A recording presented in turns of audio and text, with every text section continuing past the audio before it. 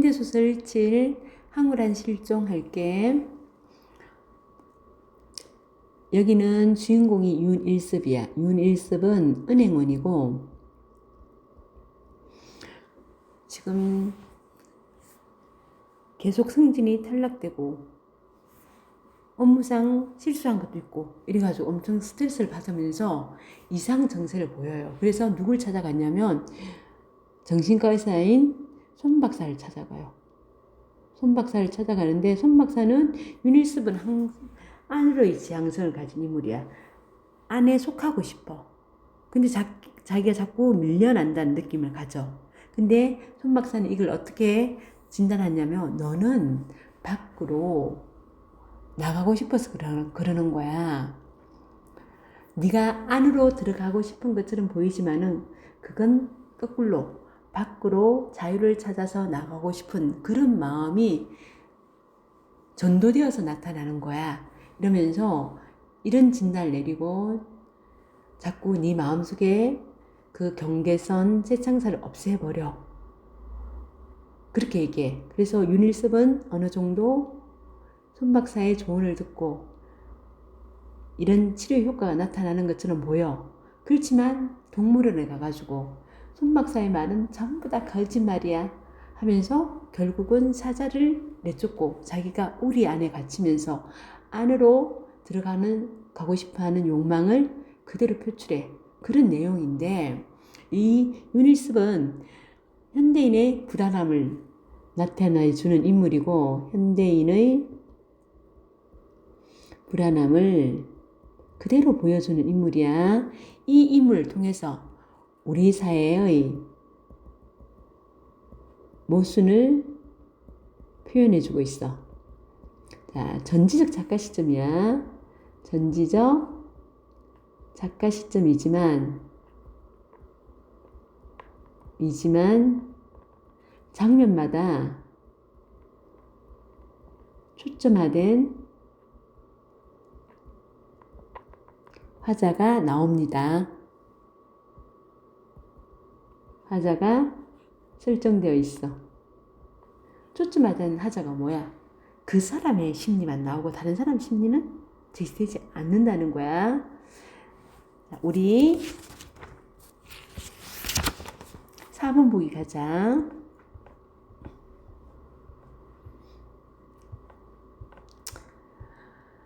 황홀한 실종에서 윤일습에게 쇠창살은 선택받은 자들의 공간인 안쪽, 이 쇠창살은요,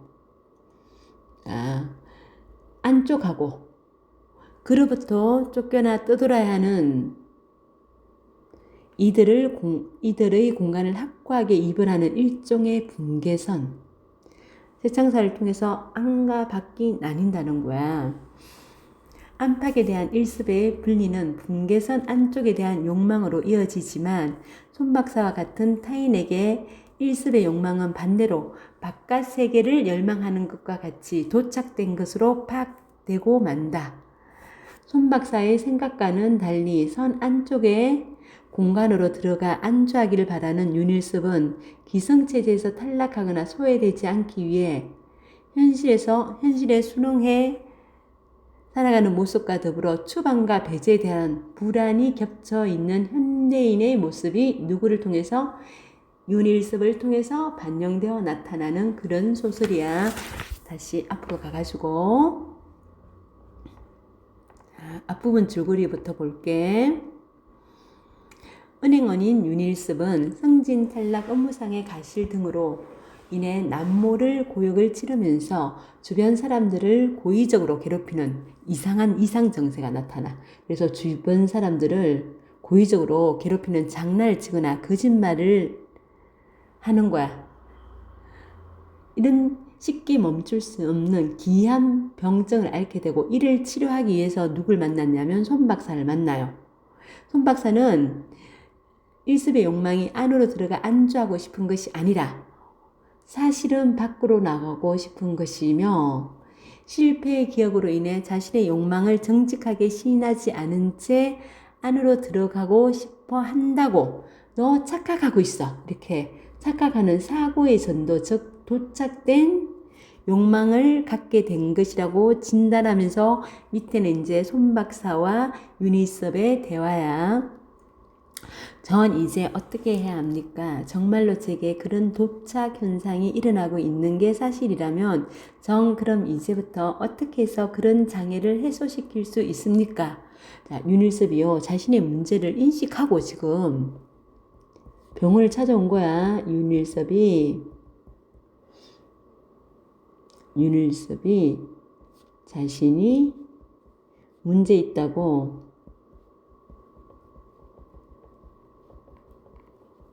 인식하는 거야. 이야기가 그쯤 이르고 보면 일습은 이제 제풀의 질문을 멈출 수가 없어졌다. 그리고 손 박사는 언제나 그러는 일습을 한영했다. 그야 윤영의 질문 가운데 해답이 들어있지 않습니까?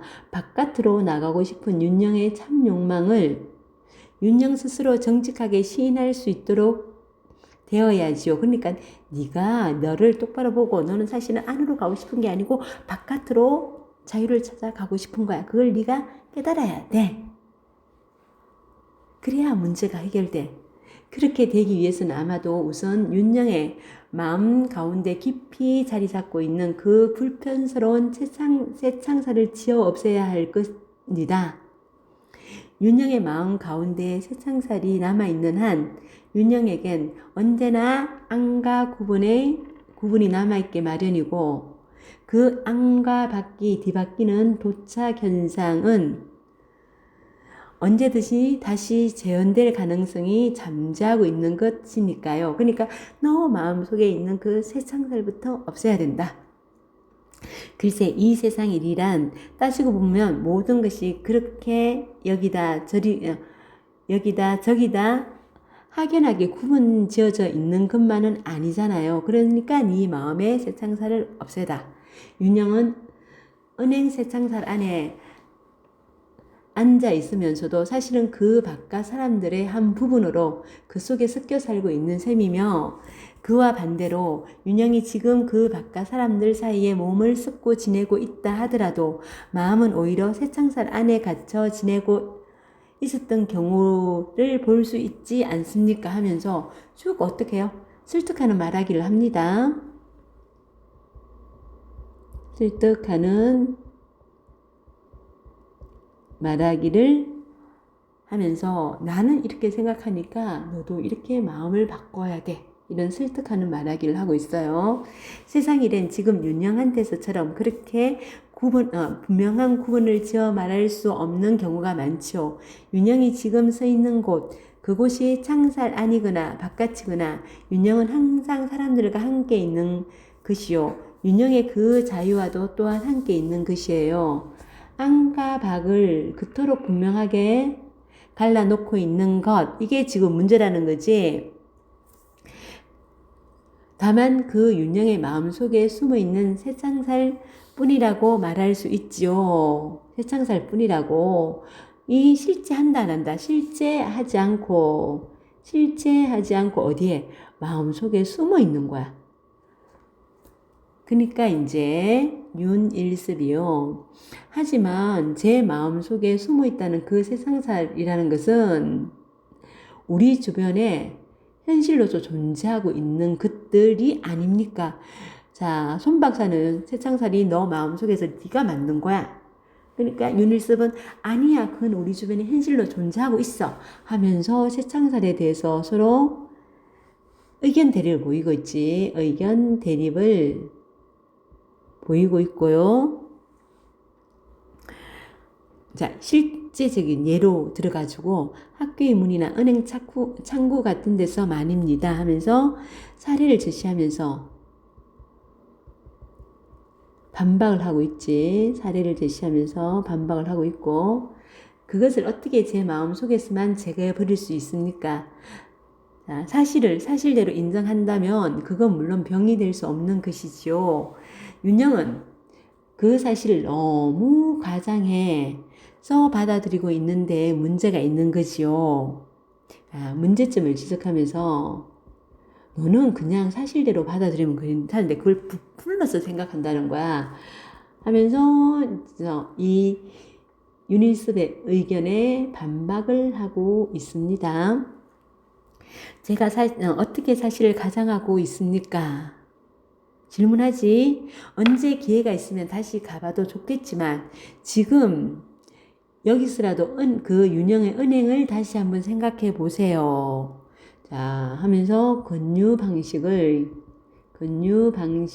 말하기를 하고 있습니다. 그 은행이라는 데는 사실 새창살이 없습니다. 혹 그런 데가 아직도 남아 있는지 모르지만 적어도 윤영내 은행 점포 창구는 새창살이 아니라 유리 칸막이로 되어 있어요. 근데도 윤영은 은행을 말할 때마다 늘 그 창구의 새창살을 보고 있었어요. 그건 그 은행 창구가 아니라 윤영 자신의 마음속에 숨어있는 새창살의 한영을 보고 있었던 것이죠.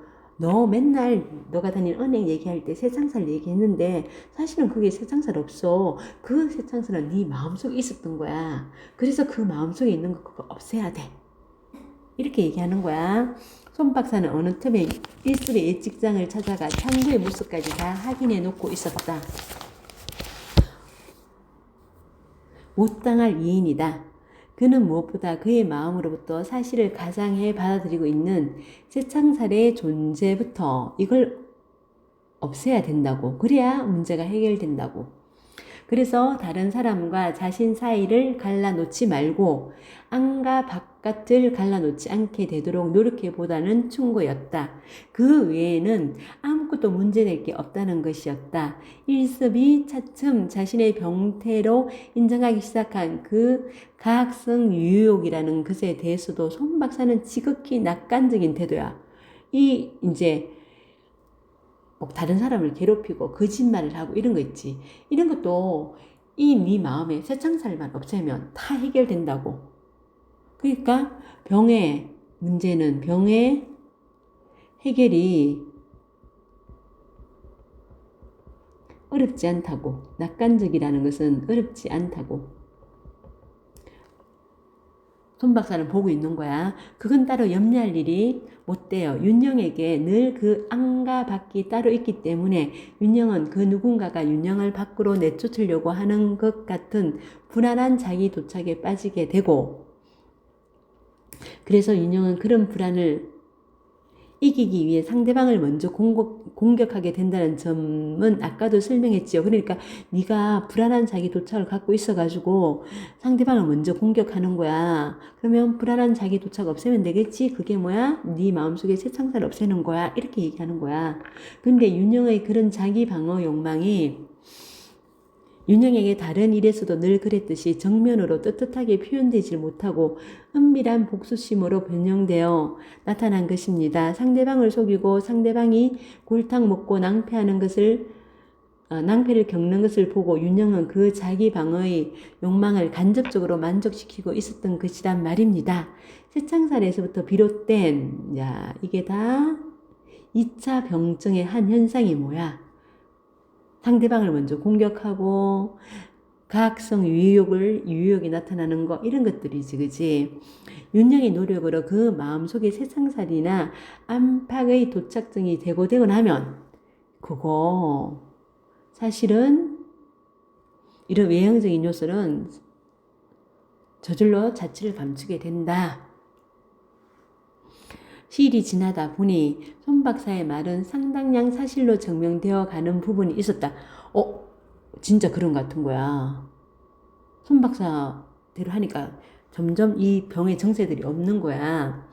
일습은 손 박사의 충고대로 자기 마음속에 새창살을 뽑아내는데 그런 대로 정직한 노력을 기울였다.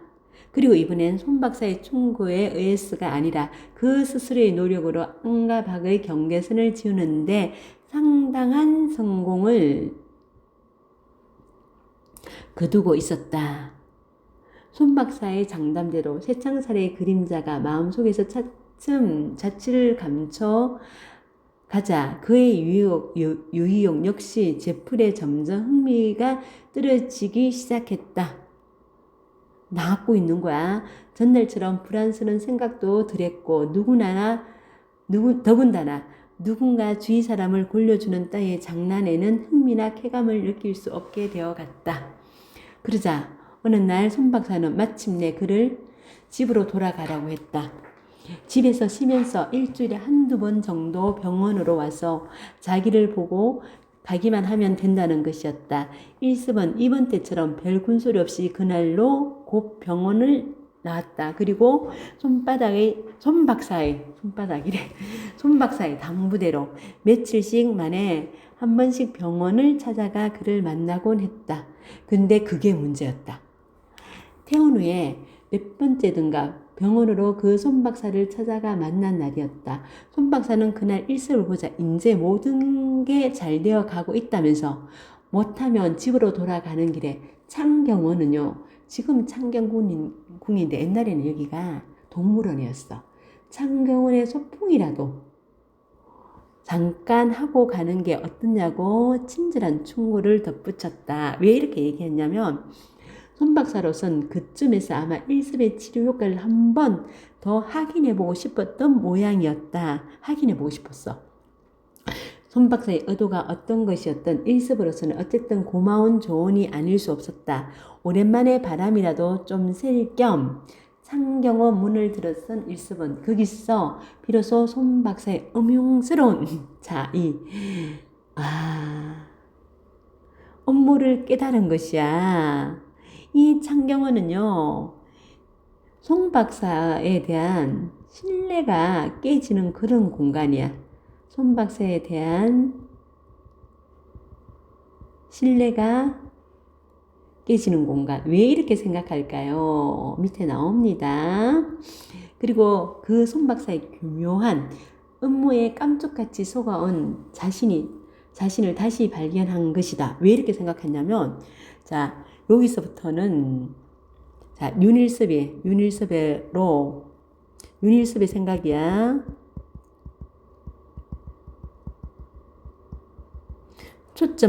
윤일섭이 초점화된 하자고 찾아 우리 앞에 몰려쓴 사람들은 터무니없이 모두 기가 잔뜩 죽어 있었다. 모두 기가 죽어 있어 보이는 거야. 행여 녀석 사자지 녀석의 비를 건드리게 되지 않을까 걱정스러운 듯 한결같이 그등들이 조심스러웠다. 녀석이 마치 사람의 말을 알아들을 수 있긴 한 것처럼 녀석 앞에선 갑자기 목소리가 공손해지거나 아예 입을 다문 채 숙연스러운 표정으로 침착스레 우리 앞을 지나갔다. 어쩌다 녀석과 눈길이라도 마주치면 시선을 피하는 건 오히려 사람들 쪽이었다. 그건 아무래도 사람들이 녀석을 구경하는 게 아니라 이제 이렇게 생각하는 거야.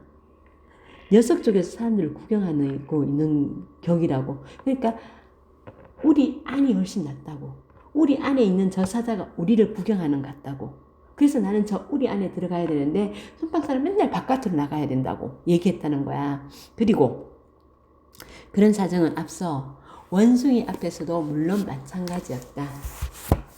거기서도 구경을 하는 쪽은 사람이 아닌 침팬지 쪽이었다. 원숭이들은 제 마음대로 짓궂은 장난질을 피워대며 사람들을 골려대고 있었다. 사람들은 그 원숭이들을 조롱을 받고도 모욕감조차 느끼지 못한 채 바보처럼 휘죽거리고 있었다.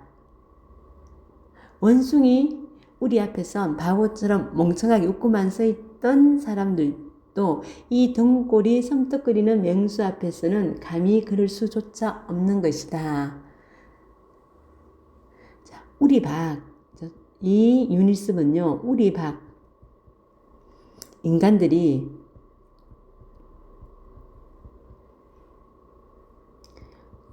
조롱받는 대상이라고 자각하는 거야.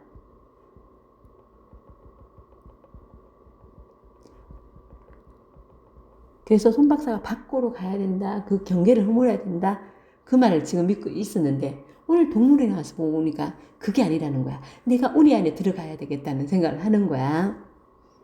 내가 조롱당하지 않기 위해서 내가 반대로 밖에 있는 사람을 조롱해주기 위해서 결국 손 박사는 여태까지 윤일섭 자기를 속이고 있었던 게 분명했다. 마음속의 새창사를 부숴 없애는 게 치료법의 첩경이라던 손 박사의 처방은 전혀 엉터리 없는 거짓이었다. 손 박사가 뭐라고 궤변을 열어놓고 있었던 세상에는 현실적으로 곳곳에 새 울타리들이 마련되어 있었다. 자, 세상에는 울타리는 있고 내 마음속에 있는 게 아니고 세상에 그대로 있는 거야. 그리고 그것은 물론 그 새 울타리 안의 쾌적한 공간을 혼자 독차지하고 즐기려는 사람들을 위한 영리한 고안이다. 그 밖으로 생각해야 돼. 경계를 없애야 돼. 이거는 그 안에 있는 사람들이 자기 그 공간을 독차지하기 위한 거라는 거야. 선택받은 자들은 그 안전한 새 울타리 보호 속에서 기분 좋게 바깥 세상 구경을 하면서 살아가고, 선택받지 못한 자들은 바깥으로 쫓겨난 채 선택받은 자들의 모욕적인 눈길 속에 우왕좌왕 방황을 계속하고 있는 게 현실이었다. 그것은 참으로 윤일섭으로서는 크다란 각성이었다. 하물며 그 울타리의 안락한 보호가 사자 따위 들짐승에까지 이르러 있음에야. 그러니까 동물도 저 울타리 안에서 안락한 보호를 받는데 나는 손 박사의 그 말도 안 되는 궤변에 속아가지고 울타리 밖을 찾아서 헤맸네. 이렇게 생각을 하는 거야. 손 박사 지가 울타리 안에 있다고 생각하는 거야. 실상은 그 선택받은 자들과 한 무리임이 분명했다. 손 박사에게도 자신의 새창살이 몰래 간직되어 오고 있었을 건 두말할 나위가 없었다. 손 박사에게 그것이 없다면 정상이 아닌 것은 윤일섭은 자기가 아니라 오히려 그 손 박사 쪽이었다. 손 박사는 이를테면 자신의 새창살을 교묘하게 숨기면서 윤일섭과 그에게만 그것을 부수라고 끼어댄 셈이었다. 지는 새창살을 갖고 있으면서 나한테만 부수라고 하네. 참으로 기심하고 가스로운 인이 아닐 수 없었다 하면서 적개심을 가지는 거야. 손 박사가 그에게 자신의 새창살을 부수라고 충동질한 것은 그의 곁에서 내쫓으려는 엄룡스러운 깸수 외에는 아무것도 아니었다. 더더구나 그 우리 너머 짐승에 대한 그의 정당한 분노를 아직도 제 마음속에 새창살을 부수지 못한 병태 하나라 단정하려 든다면 그건 사람과 축생의 위신을 뒤바꿔 놓으려는 손 박사의 무서운 배신일 수 밖에 없었다. 녀석은 결단 내놓고 말겠다는 일섭의 단호한 결단 내놓고 말겠다는 일섭의 단호한 결의는 손 박사가 대수롭지 않게 말해버린 그 가학성 유욕 같은 것일 수는 도저히 없었다. 자, 그러면서 초점화된 하자가 누구야? 일섭이지, 그지? 초점화된 화자 일섭이요. 손 박사가 지금 이때까지 말한 것, 손 박사의 은행 의미를 서술해주고 있어요. 서술해주고 있다. 여기까지 황홀한 실종이었고 수고하셨습니다.